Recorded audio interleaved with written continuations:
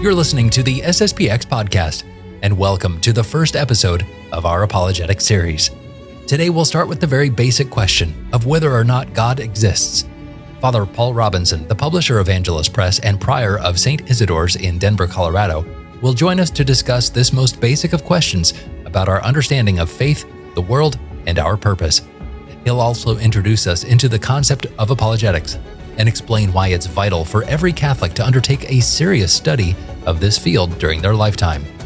You can find notes to all of these episodes at sspxpodcast.com/apologetics, as well as all our previous episodes. There as well, you can find a link to help support this project. This is free to listen to, as well as all of the resources we're posting, but by helping us with a one-time or small monthly recurring donation, you'll be making sure that we can continue this work of producing good Catholic content on a regular basis. Now, let's join Father Paul Robinson right now. Well, Father Robinson, thank you for joining us on this new series that we have started, Apologetics. How are you, Father? I'm doing well, Andrew.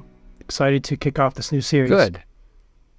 Yeah. I am as well. And I guess before we get started diving into apologetics in this first episode, what is so important about apologetics? I think most Catholics probably have some sort of an idea about what apologetics is. It's the defense of the faith. But if I'm not arguing with anyone, does it help me? Does it help me with the practice of my own faith? What are the reasons for apologetics, Father? Yeah, well, apologetics is designed to give an irrational account of your system of beliefs, your system of religious beliefs, because of the fact that religion is not an irrational endeavor. There's something very rational about religion. At least there's supposed to be. I would make the claim that to the degree that a religion is irrational, or in other words, it's not able to provide any rational basis for its beliefs, to that degree, it is a cult. In other words, people are just doing things for no reason whatsoever. Perhaps they're following a charismatic leader, or they're just having a system of practices that have no foundation in any reason, any intellectual basis for what they're doing. So the purpose of this series is for us to provide to our viewers the reason why Catholics believe what they believe, the intellectual basis for our faith. That's what apologetics does.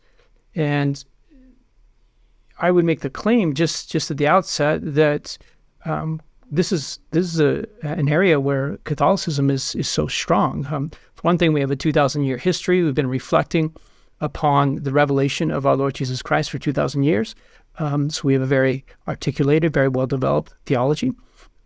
But also because of the fact that we truly believe that Catholicism is the true faith. It comes from God.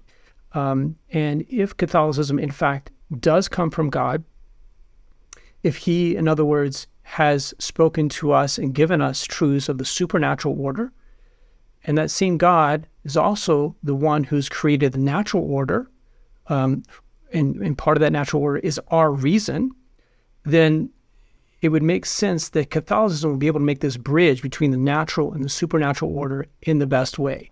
That in other words, we would be able to use what we know about the natural order to explain and make coherent to people what we believe in the supernatural order, because there would be an interlocking connection between the two. So in the end of the day, Catholicism makes a lot of sense. And that's what the burden is upon us to manifest that in these episodes that we're going to be going through.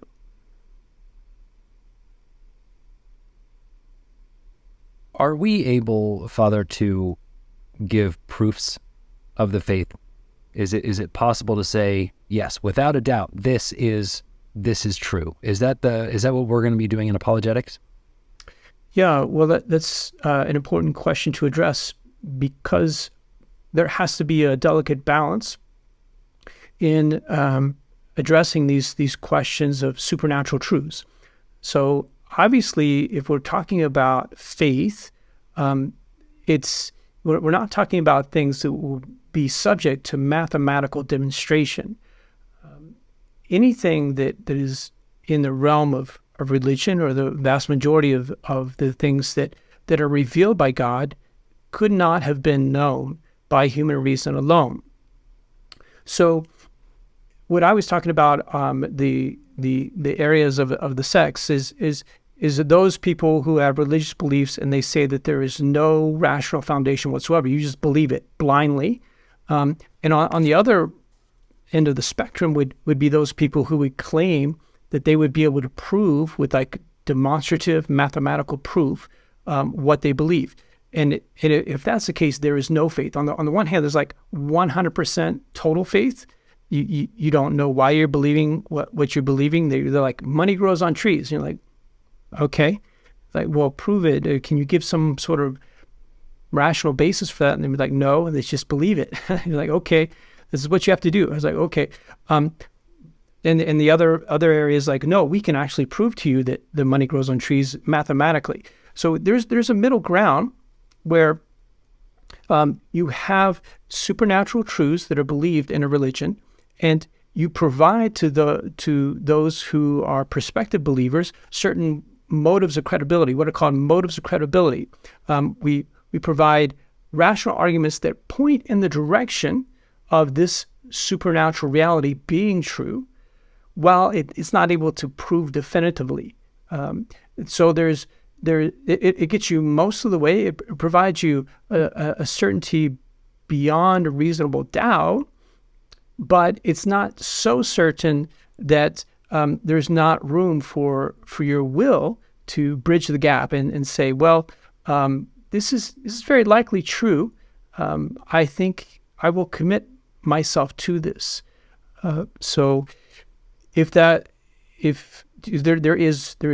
this room for the act of faith, but it's certainly very helpful for us to understand the truths of the faith as much as possible, in order to assist our minds, assist our wills rather, to latch on to those truths.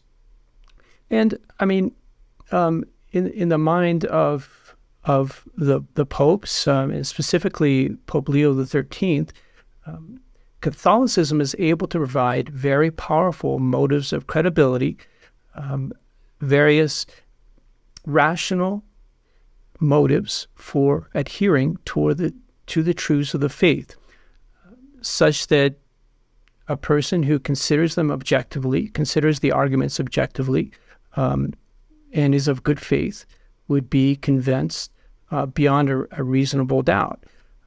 So I just want to quote for you these words, these very kind of bold words of Pope Leo XIII in an encyclical he wrote in 1885, Immortali Dei.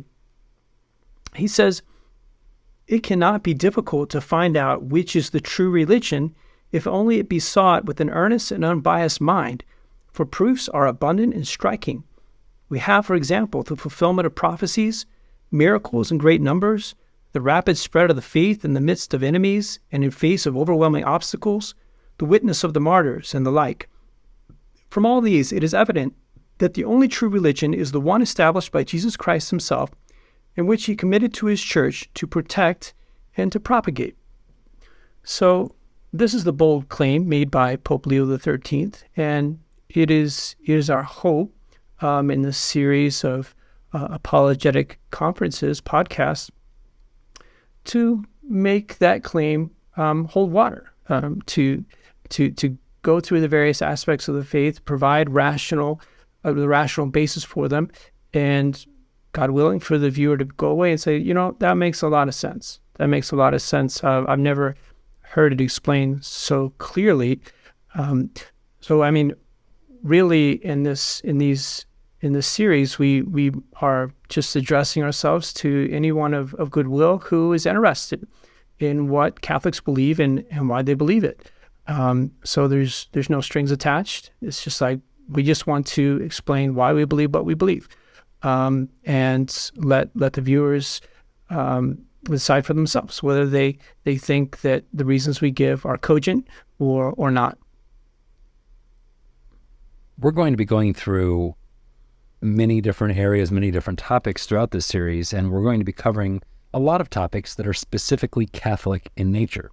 Things having to do with the Blessed Virgin Mary, the saints. We're going to be talking about the papacy and Rome and all of that kind of thing. But we aren't really going to be starting with Catholic things first. We're going to be talking more about just, is there a God, is there not a God, those type of very broad questions, and then we're going to kind of funnel into more specific Catholic things as we go along. Is that correct? Yes. So we want to give a coherent picture from start to finish of what we believe, and we actually have to start in the area of reason alone. What reason alone is able to prove. So sort of the realm of what's called theodicy. It's like, what can I prove of God just by the activity of my natural reason? And we know this can be done because the pagans, before the coming of Christ, Aristotle and Plato, for instance, they were able to make rational argumentation for the existence of a transcendent God who was the only God. There was one transcendent God. So these truths that we can prove about God, the nature of God, his role as creator of the universe, the nature of man, who man is, his immortal soul, the end of man, the natural end of man, all of these things fall within the realm of reason, and they're sometimes called in the Catholic world preambles to the faith. So you don't need to believe them on the basis of faith. They're certainly part of what Catholics are obliged to believe, but we are able to provide demonstrative proof of these things. So that's where we're going to start before moving to things that are supernatural truths and could not be known by reason alone. So it's interesting that I was mentioning that Catholics very much believe in the ability of the mind to know reality. I would make the claim more than other religions, and it's part of what we're required to believe. We're required to believe in the power of reason to prove the existence of God. In other words, the metaphysical proof for the existence of God that we're going to be going over in this podcast, Catholics are obliged to believe that it works. So when the modernist crisis, which is ongoing in the Church, when it was first starting in the pontificate of St. Pius X, he had Catholics make an oath against modernism. And one of the things that modernists denied, and it's very common today, agnosticism is sort of the intellectual characteristic of our age. There's very much a doubt of the ability of the mind to know reality today. But St. Pius X, he had all Catholics who are in a teaching position to make an oath. And part of the oath was them saying, I profess that the human mind can demonstrate the existence of God. So here's what this oath says. It says, first of all, I profess that God, the origin and end of all things, can be known with certainty by the natural light of reason from the created world, that is, from the visible works of creation as a cause from its effects, that therefore his existence can also be demonstrated. We're using that magic word, demonstrated. When we say demonstrated, we say, well, we can give you mathematical certainty. In this case, an even higher certainty, metaphysical certainty. So we should be able to provide evidence for the existence of God, to where if you deny the existence of God, you would basically deny the ability of the mind to know anything, the whole basis of the rational order.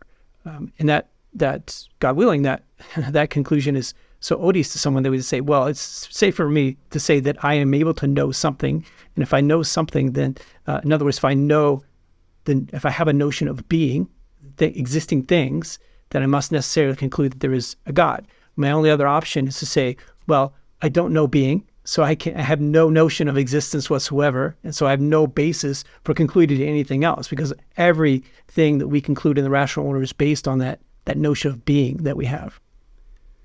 Right. And we have had in history, and I'm thinking back to 2 years ago now when we started the Crisis in the Church series, we have had throughout history all of these different philosophers trying to figure out how do you know what you know, right? Kind of that epistemology, metaphysical understanding of things. And sometimes they go kind of far off, and that's where we start to see some of these philosophical errors. If you want more on that, you can look back at Crisis in the Church series, episodes 2 and 3. Father Wiseman did a great job of explaining that. We're not going to get into all that here, but broadly speaking, if you can agree that you can know things through your reason, then we can start on a level playing field. That's basically what you're saying here. Right. But at this point, Andrew, it's time for a commercial break. You can also read my book, The Realist Guide to Religion and Science, where I explain but that... But wait, there's more. You too can become a realist. So what I try to explain in my book is that if you do not have this philosophical position that you believe in the ability of the mind to grasp reality at the level of our concepts, then you're necessarily going to fall into irrationality, what I was just explaining. Do I think that my mind is able to grasp the notion of being, that the notion of being that I have in my mind actually corresponds to reality? If I do not believe that my notion of being, basically my understanding of the word is, if I don't think that my understanding of the word is actually corresponds to reality, then how can anything that I say to anybody be true? So it's the most fundamental concept, the notion of being. That's what metaphysics studies is being. What is it that pertains to all things that exist by the fact that they exist? So what are the properties of all existing things? That's what metaphysics studies. So, but the modern philosophers, they would say that our notion of being is no good. Our concepts are no good. The concepts that we have in our mind, we can't know if they match with reality. The only thing we can know is sense data, sense knowledge, and that leads to massive problems. And I would argue, in a sense, all the problems we have in the modern world are tied back to this philosophical view that dominates today. Yeah, believe it or not. Right. But so read the book to know more. So I guess we're starting with the very basic question: is there a God? Yes. This is where we're starting, and we do have to make some assumptions to embark on this question. We as human beings, because we do not stand above reality, but we are in reality. We have to make assumptions that certain intellectual principles are true. When we go back in our reasoning, all the way up to the chain of principles, to the top principles, we're going to reach certain principles that are the basis for proving everything else. And unless we assume that those principles are true, then we won't be able to prove anything. But it's obvious that you're not able to prove every principle. Otherwise, you would end up having a circular argument. You would be using things that are lower in the chain of reasoning to prove the things that are higher in the chain of reasoning. So there's very, very basic principles that are necessary for us to hold as being true, for us to prove anything at all. So I just want to go over a couple of those principles. One of them is that nothing comes from nothing. So this is another way to state the principle of causality, that an effect must be proportionate to its cause. So if you have a cause, it must be capable of producing the effect. And if you have nothing at all, then nothing is going to result. I mean, nothing cannot be a cause. So there's no such thing as spontaneous creation. There's no such thing as things popping into existence.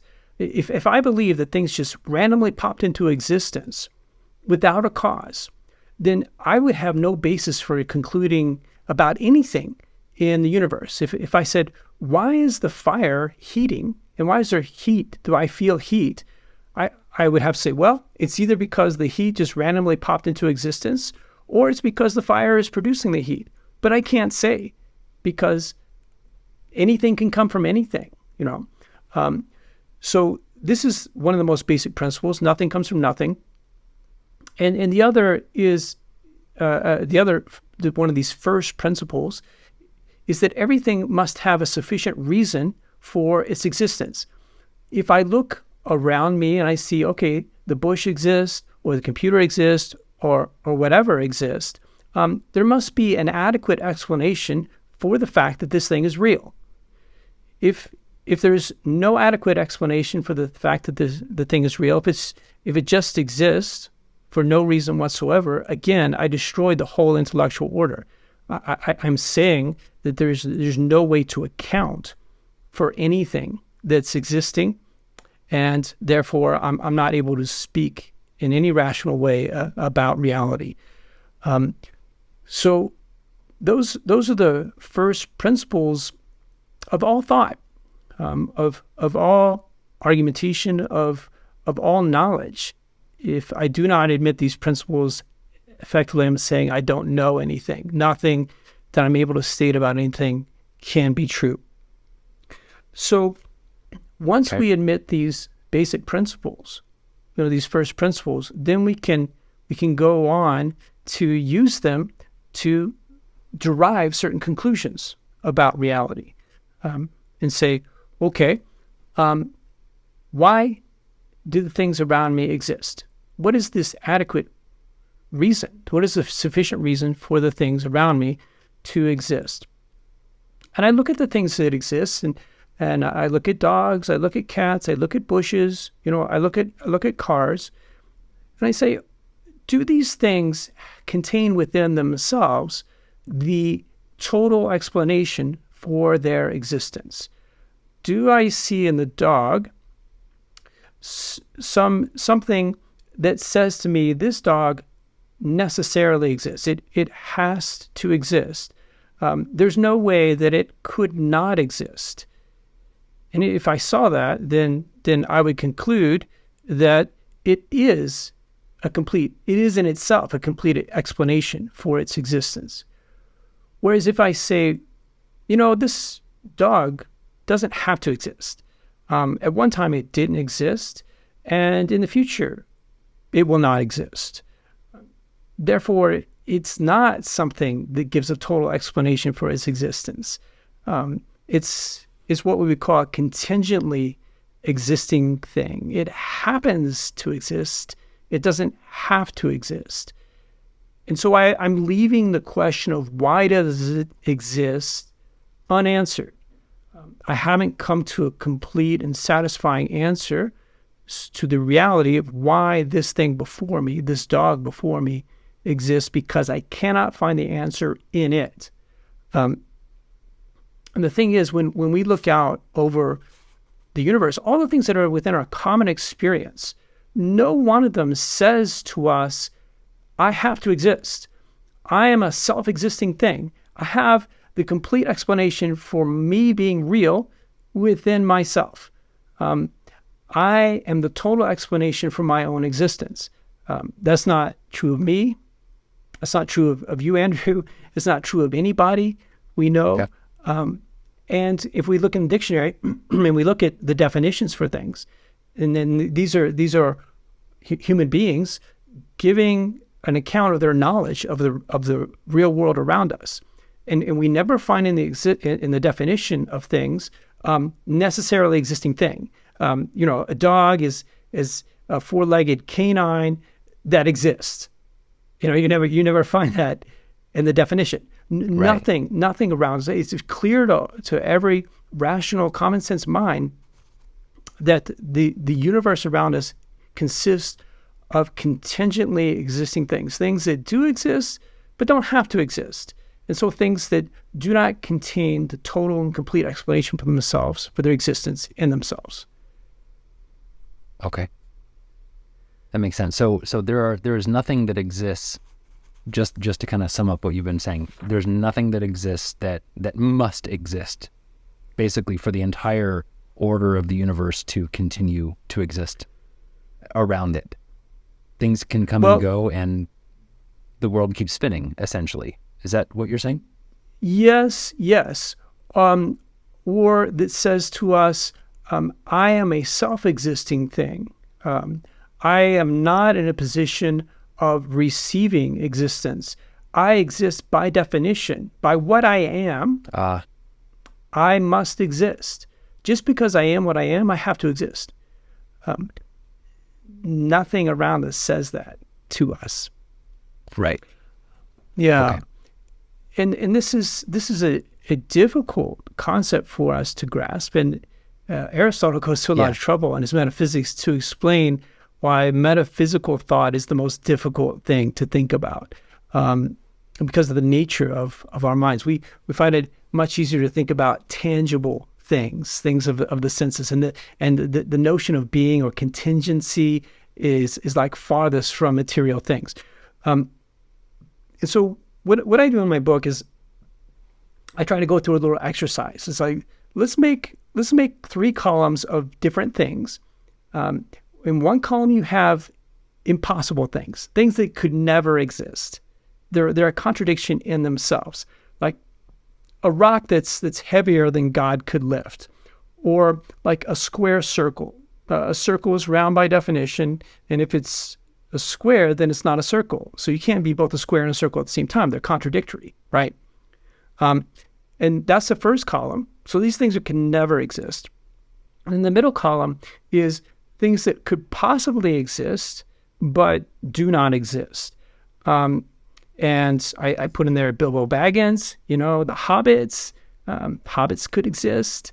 They existed in the mind of J.R.R. Tolkien, but he didn't have the power to create them. They exist in the movies, but they don't exist really. And I threw a joke. I actually threw a joke in there in that table. I don't know if anybody got it. I never heard back on that, but I said one of the things that could possibly... Okay. So you caught it? I said one of the things that could possibly exist but doesn't exist is Velveeta cheese. But anyway, there's a lot of things that could possibly exist, like unicorns or Pegasus or whatever, but don't exist. And then there are existing things. You exist, I exist, your dog or somebody else's dog, or the bush that we have in our front yard. They all exist. So what is it that determines what exists and what does not exist? If there's a lot of things that could exist but don't exist, then why is it they don't exist? What is it that bridges the gap between the things that possibly could exist and the things that actually exist? It's clearly not the things themselves, because if there's no difference between these 2 columns, then everything would exist, right? Why do some things exist and some things not exist? Well, there must be some cause that's accounting for that. Why some things must have been chosen to exist, and some things not to exist. That's why there's no unicorns, because whoever's in charge of making things exist, and it's not us, it's not me, it's not you, it's not the dogs, it's not the bushes, that cause must have been accounting for what is real as opposed to what is not real. It's very interesting. So I mean, I just to put in another plug, might as well quote myself in my own book. Might as well. So you've already done the work. Let's just use it. I know. It's fine. So, and maybe you can put this table up there for the viewers to see. But I say there, when we come to the third column, the column of things that are real, we see that there must be some reason why they are so. That is, why they are something rather than nothing, in Leibniz's words. If there wasn't a need for an extra cause to move from column 2 to column 3, then we would have to say there is no difference between existing and not existing, which is surely not the case. Those in column 2 have essence without existence, while those in column 3 have both. And so the cause that bridges the appalling gap between the two is the one that accounts for existence, that is, the very fabric of reality as such. This cause we commonly call God. So if I perceive around me anything that exists contingently, that doesn't have to exist, that doesn't have within itself the total explanation for existence, for its own existence, that is not self-existing, then my mind necessarily demands, where is its existence coming from? It needs a cause for its existence. And that cause must be some being that is providing the act of existence, that is making it real, as opposed to just merely possible. We would claim that cause of the existence of contingent beings is what human beings generally call God. The first cause of the existence of contingently existing things is what we call God. And if I do not believe in a God, if I do not accept this, then I cannot give any account for why anything exists whatsoever. I can't give a rational explanation for why anything exists whatsoever. The contingency of all the things around us screams out, I need a cause for my existence. And that is a creator. That cause must be a creator. So those who would deny the existence of God or say that we need a rational proof for the existence of God would simply say probably, and I'm going to play a little devil's advocate here, Father, they would probably simply say, we just don't know yet. Science hasn't told us yet, but there must be a reason out there. I was actually just on Twitter earlier this morning or yesterday and saw a tweet from Scientific American maybe, or NASA, or one of those accounts I follow, and they said, before the Big Bang, there was no matter, it was just pure energy. And I looked at that and I said, yes, and that energy we call God. That's more of the proof from, first mover maybe. That's a different quote than we're talking about here, but how would you, so an atheist is going to come to you and say, well, we just haven't figured it out yet, but there is a logical reason out there. It's this. How would you combat that? Yeah. So I would say to the atheist that we are arguing at a different level here. And what I have to try to do to the atheists, typically they're very scientific-minded people, and they have certain epistemological presuppositions, and one of them being that the only true knowledge is sense knowledge. So they come into this discussion assuming that the only way to prove anything is from things that can be observed. And I would argue, well, we can observe what I'm talking about, but you have to be willing to accept that our idea of being, not our idea of forces, gravitational forces, or things that can be measured, that even things that cannot be measured, we can know. Our mind has the ability to know things that cannot be seen and cannot be measured. And not just gravity and forces of physics, what we would call material and efficient causes. But we can know things such as being, which would pertain more to what's called the formal cause. And if I can get him to accept that, then we're all good. We're all good. Okay. But if I cannot get him to accept that, then I would have to fall back on some sort of argument from the Big Bang, what's called the Kalam cosmological argument. This has been popularized by Protestant theologian William Lane Craig of Reasonable Faith. So he does not believe in the metaphysical argument for God. If you read his book From Plato to Leibniz, the cosmological argument throughout history, you will find in there that he doesn't accept the arguments of St. Thomas Aquinas, the famous 5 proofs for the existence of God. We just went over the third of St. Thomas's proof, the argument from contingency. But William Lane Craig doesn't accept those. And so when he argues with atheists, he always goes to what's called the Kalam cosmological argument. It's an argument made by Muslims in the Middle Ages, Muslim philosophers. It basically goes like this. It's like whatever has a beginning must have a cause. The universe has a beginning, therefore the universe must have a cause. And let's just say that the Big Bang theory causes a lot of difficulties for atheists because they have to admit that basically the universe began from effectively nothing. There was no space and time. And in a single instant of time, you have the origination of of space, time, and matter, and there has to be an adequate explanation for that. And so whatever caused that has to be outside of time, has to be outside of space, has to be outside of matter. And yeah, it makes the atheist squirm. And everybody always asks, well, what was before the Big Bang? And the obvious answer is, well, God. Right. But the argument that we're going through here is far superior to the argument, that Kalam cosmological argument. It does not rely upon some scientific theory. And as we're going to see, we're able to derive from this cosmological argument a thick version of God rather than a very thin version of God.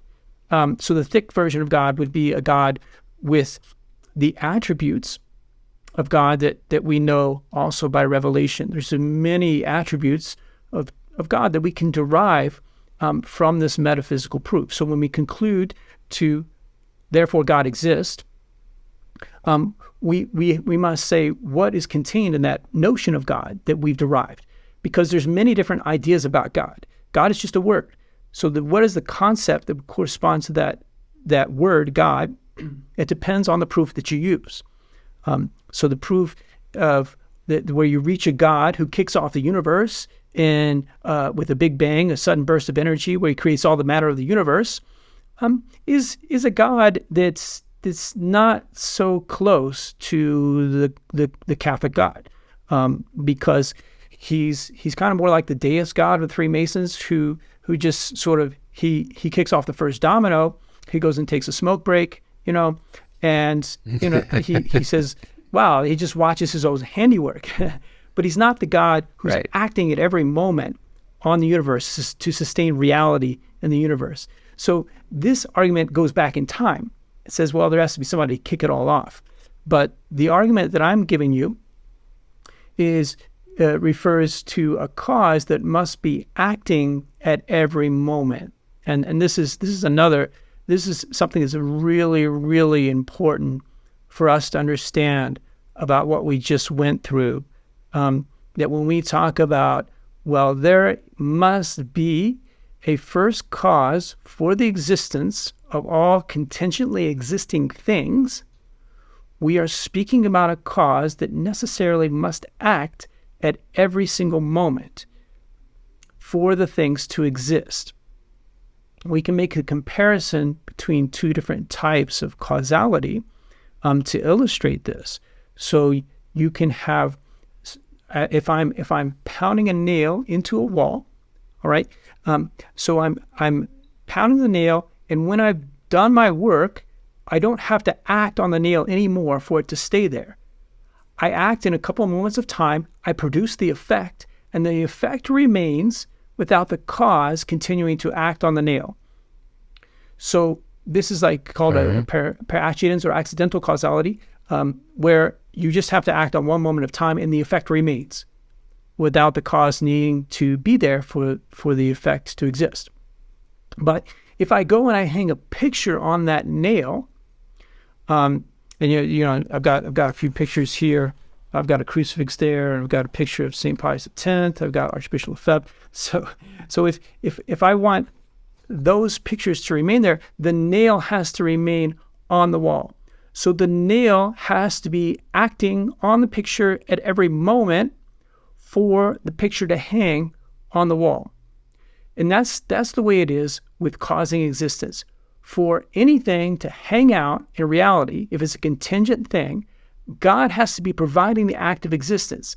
If he lets off providing the act of existence at any moment, the existence, as it were, falls to the ground. The thing is reduced to nothing.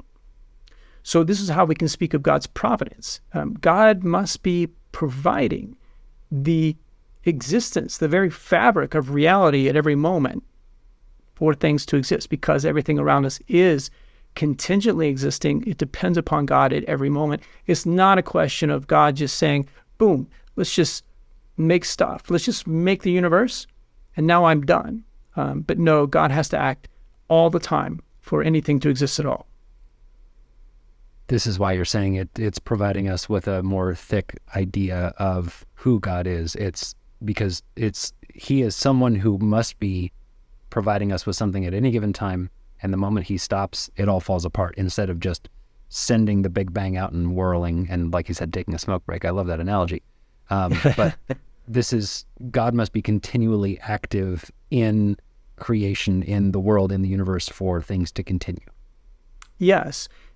And when I consider what am I asking someone to admit in order to accept the existence of God, if I use this argument from contingency of St. Thomas versus the Kalam cosmological argument, well, what I'm asking you to admit is basically that contingent beings exist, that there are things which exist around us that do not have to exist. That's all I need you to admit. I mean, and for me, that's just so basic.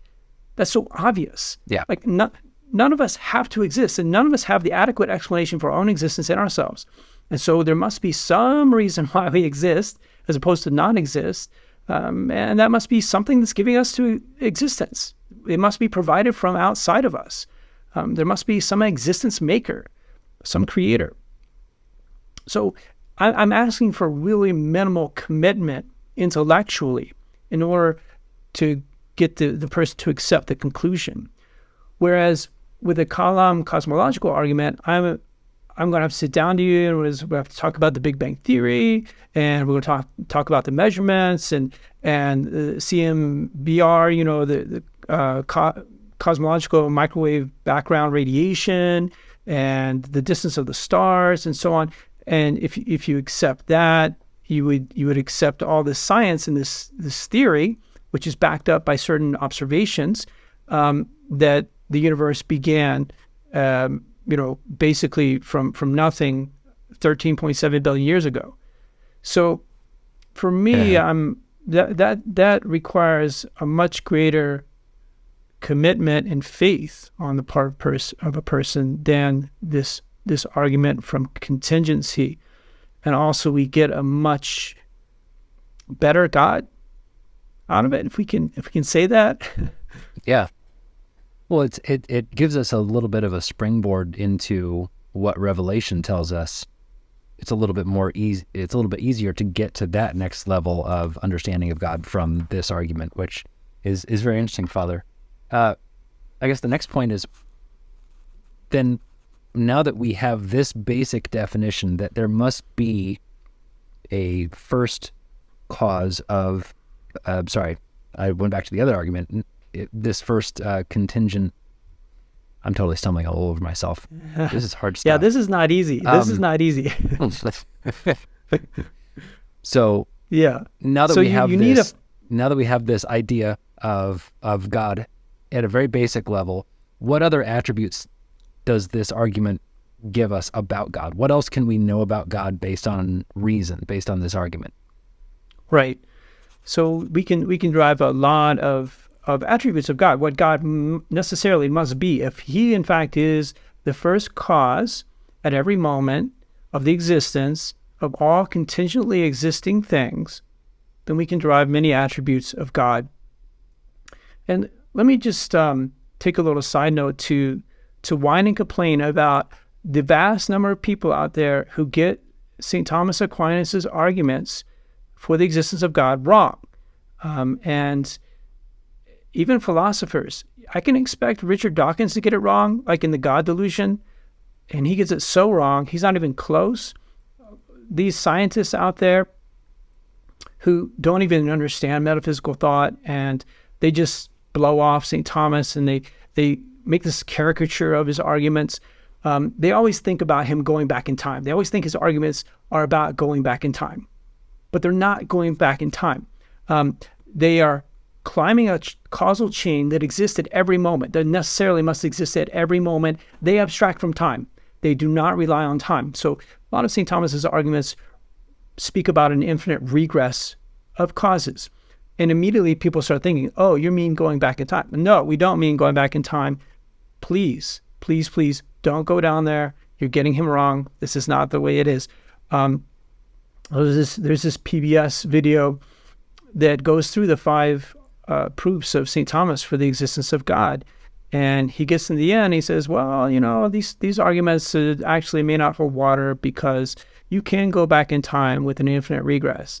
And that's where you need to say, you need one of those vast number of people, YouTube talking heads out there today who love to criticize other videos, where you would put like an X through the guy and you would hear like boos in the background, and like wrong stamped on that.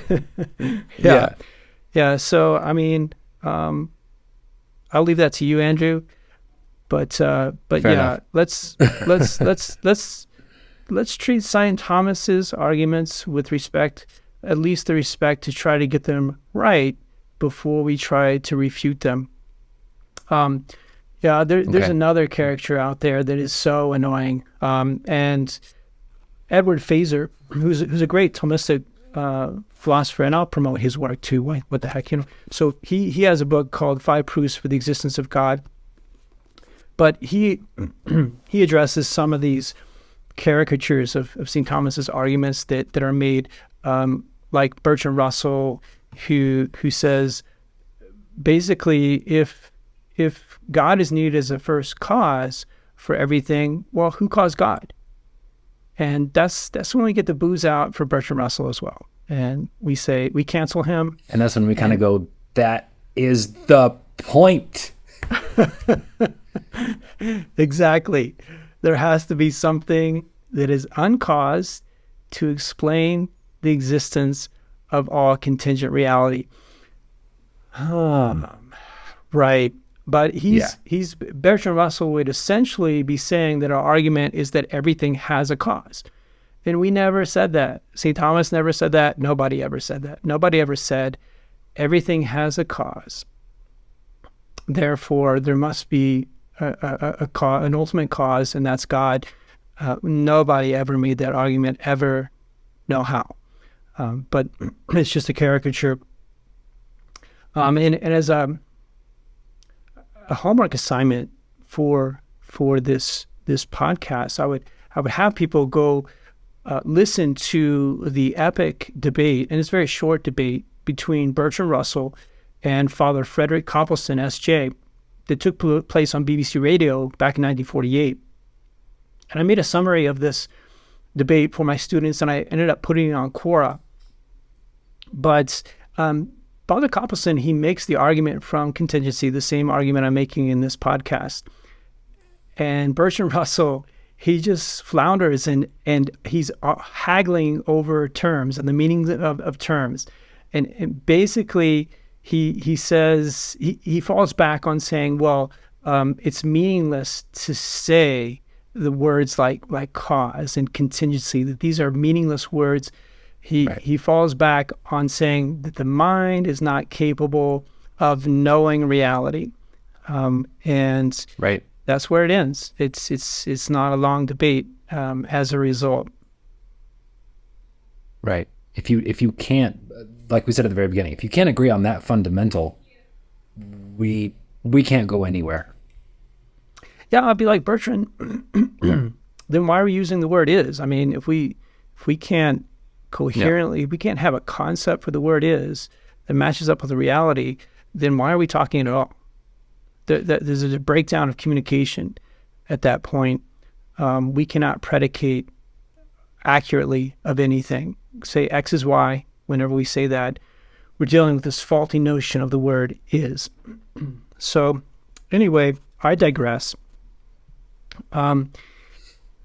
So let's talk about some of these attributes about God that we can derive from this cosmological proof. It's also, St. Thomas's proof is also called a cosmological proof because it relies upon what we observe.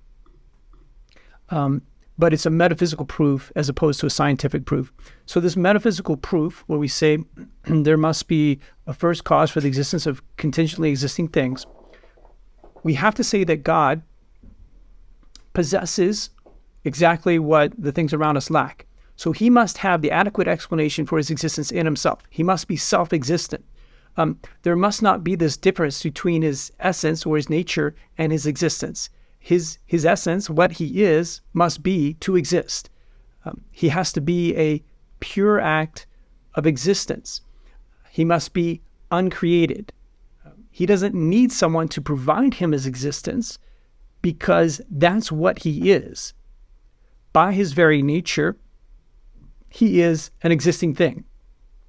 So he has the adequate explanation for his existence in himself. He is uncaused, and he's utterly simple. He's not put together. There's not like this nature that needs to be given existence from the outside, like the nature of man. You can think of Bilbo Baggins or like a hobbit. Bilbo Baggins is in essence, we have a concept of what a hobbit is, but it doesn't have existence, so it needs to be provided existence. There's nothing in the essence of hobbit that demands existence, and they don't exist. But with God, he exists by definition. It is what he is. He's in the business of isness, as they say. So he's uncreated. He's utterly simple. He's not composed of metaphysical parts, essence, and existence. He has to be unique. There can only be one of him. Because of the fact that he's utterly simple, he's just an act of existence. And so it's impossible for there to be two beings who are pure existence. If you say I've got being one, and being one, its essence is the same as its existence. I got being two, its essence is the same as its existence. Well, then there's nothing to differentiate them. There would be nothing to distinguish them one from another. So God, the being who is pure existence, must necessarily be unique. There cannot be two beings whose essence or being is to exist.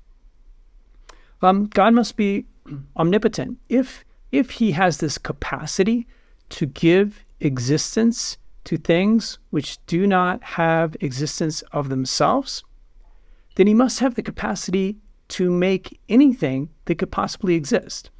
I mean, for God, there's no limits to what he can create other than what reality can sustain. So I said it's impossible for there to be a square circle. But for anything that is possible, just by the fact that you can give existence, you have the power to give existence, you can make anything. And so there's no limit to your power, because one reason for this is that you're not limited by a subject that you're acting upon. So if I want to make something myself, then I'm going to be limited by the thing that I'm acting upon. If I want to build a house, I'm going to be limited by the nature of the wood and the nails and so on. I'm taking something that already exists and I'm working with it, I'm modifying it. So I'm going to be limited by the constraints of these already existing things that I'm shaping and modifying to make something else. But that's not the way it exists for God. He starts with a blank slate and I'm going to make something exist that formerly had nothing of existence. And if you can do that, you can make anything. So God's omnipotent. God is also unchanging. He is pure existence. And if you're pure existence, if you're utterly simple, a simple act of existence, the only thing that you could change to is non-existence. There's nothing else. Nothing else. Because you don't have any qualifications on your existence. It's just you exist. That's it. You're just pure active existence. So there's no qualifications. There's nothing to be added. There's no limitation on your isness. So God the only thing for him possibly to change to is non-existence. And, well, he can't do that because he is by his nature an existing thing. I mean, it's his very nature to exist. So it's impossible for him not to exist. That's the only thing he could change to. And so he's unchanging. But that doesn't mean that he's inert. Whenever we think of unchanging things, we think of rocks or books or whatever, things that just sit around. But this is God unchanging in a supreme level of activity. So he's at the very top of the ontological chain, and he is the most active being. I mean, if he's sustaining everything in existence at every moment, then he's doing a heck of a lot more than you and I are, you know? Right. So what it means is simply that what God does, he does always. And he never ceases from doing what he does. But he doesn't alter his activity. Also, he's eternal. He's not in time. He's not subject to succession. Anything that is in time changes by the fact that it's in one moment, then it's in the next moment, and so on. It's like time is like a river. We can think of a river, and if you're in the river, you're flowing. Things succeed one another. Whereas God is like someone who is above the river. He's above all time. He stands above all time at a single point of existence. So he's eternal. He's eternal. He has always existed, has always been supremely active, doing what he does and being what he is. So if things exist at a certain time, if he willed to bring things into existence at a certain time, he can do that because he's above time. So he stands outside of time, and he wills whatever effects happen in time from one act that's eternally existed. So if I, to give an example, if I were able to take all the activities that I did for 2021, and I was able to say, I want everything that I'm going to do for 2021 to happen. And by the fact that I wanted it, it actually happened. Just by the act of my will, it actually happened. Then I would be like God. So God is standing in one point, one eternal moment, and he wills all that he wills with that one act. And by the fact that he wills it, every effect that he desires happens. So he doesn't have to wait around for 21 to January 1st to come around, and he does the things for January 1st, then he does the things for January 2nd. He doesn't wait around. He just wills things from eternity, and they happen when he wills them to happen by the fact that he wills them. Wow. That would be an amazing power. I mean, if any of us could do that. That's fascinating. Yeah. There's a word in the Psalms, omnia quicumque voluit fecit. All that God wanted, he did. And we could say all that he wants is done by the fact that he wants it. Whereas for us, it's not enough for me to want it. I have to do it as well. I have to execute. But in God, willing and executing is one and the same thing. So God is simple, unique, omnipotent, unchanging, eternal. He's also immaterial, because material things necessarily have limitations. They are changing. Material things change by their very nature. If you are material, you have parts. You undergo change. You're passive. You're not supremely active. God can't be material for that reason. God has to be perfect. Things that are imperfect are incomplete. They need completion. They lack something. But God is pure existence. There's nothing that can be added to God. There's nothing that he can take on. So if he's just pure being, then what are we going to add to God? Nothing. God has to be pure goodness. It sort of goes with perfection. The philosophical definition of goodness is for you to achieve your end. The end of a thing defines what is good for it. So think of a soccer game. The goodness in a soccer game is scoring goals. That's the whole point of the game, is to score goals. And we would define a team as good by their ability to score goals. And we would define a team as bad by their inability to score goals.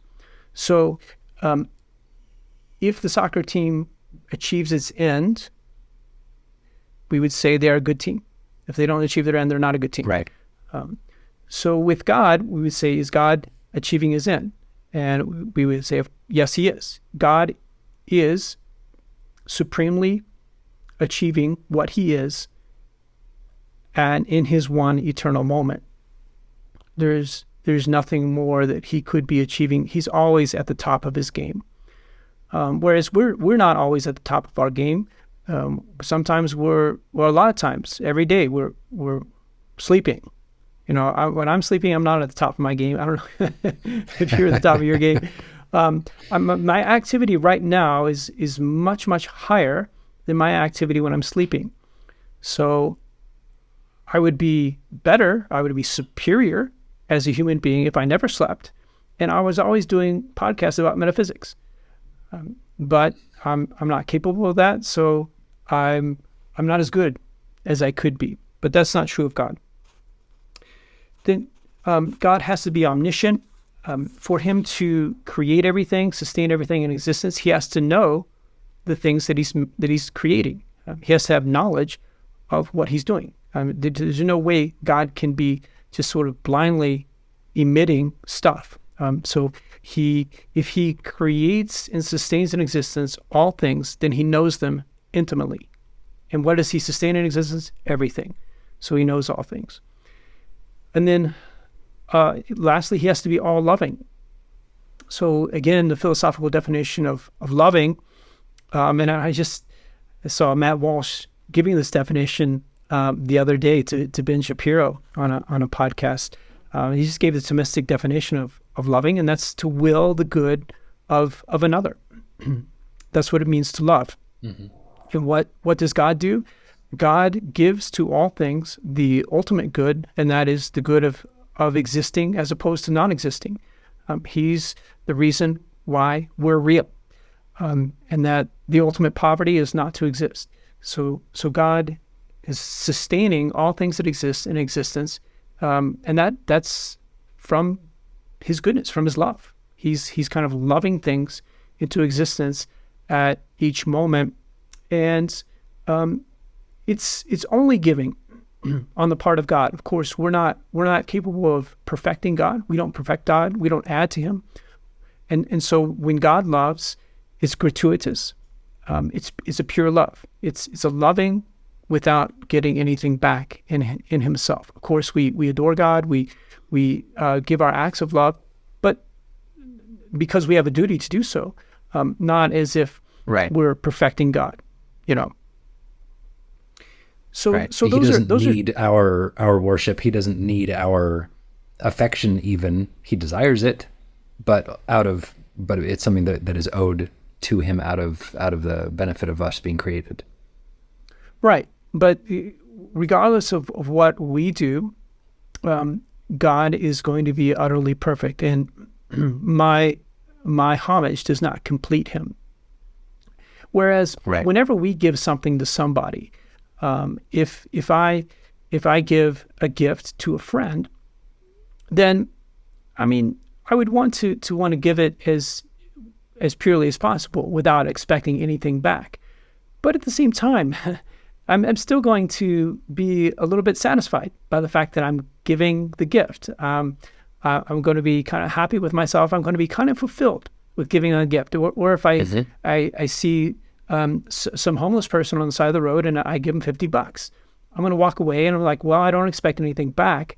But at the same time, I'm going to be perfected by doing that action. It's going to have an effect on me, which is not true of God. So that's 10 attributes that we can say must necessarily belong to God by the fact that he is the source of the existence of contingently existing things. And that book I was referring to of Edward Fazer is very good with deriving these attributes of God. And these attributes of God, they match up quite nicely with the attributes of God that are revealed in Scripture, and especially in the incarnation of God in our Lord Jesus Christ. This is where reason and faith just kind of seamlessly meet together. It's amazing what reason can perceive of God, what God must be if he is the source of reality, and to compare with the incarnation of our Lord and say, well, they match up quite nicely. Wow. That is beautiful. I'd never seen, I'd studied Aquinas's proofs. I had gone through some of this before, but I had never seen those 10 attributes. But you're right. It logically does flow all one from the other, and it makes sense. And it's a beautiful thing. It is. So as I say, if people are just willing to accept this line of argumentation, which to a certain degree requires a level of abstraction, but on the other hand is quite simple, namely that they're right. The things around us do not have an adequate explanation for their own existence in themselves. Therefore, they must be receiving existence for us to give any manner of account for the fact that they exist. And that existence must be an existence provider, must have the capacity to give existence, and must be a necessarily existing thing. He must exist of himself. And from there, well, the rest of these things follow logically. Well, Father Robinson, wow, that was a heck of a way to kick off a series. We got deep, we got chewy, and it was fascinating. So thank you, and I can't wait to be here in the seat with you and the other priests as we go through all the rest of the apologetics episodes. On that note, what do we have planned coming up next? Yeah, so next, I think of what I would just like to talk about some of the two primary objections that people make against the existence of God. So now that we've seen St. Thomas's argument and fleshed that out, see the two strongest objections that have historically been made against the existence of God. So stay tuned for that. Hopefully it'll be enlightening. Absolutely. Father, thank you so much. Have a great rest of your week. Thank you, Andrew. Thanks for listening to this episode of the Apologetics series on the SSPX podcast and on our YouTube page.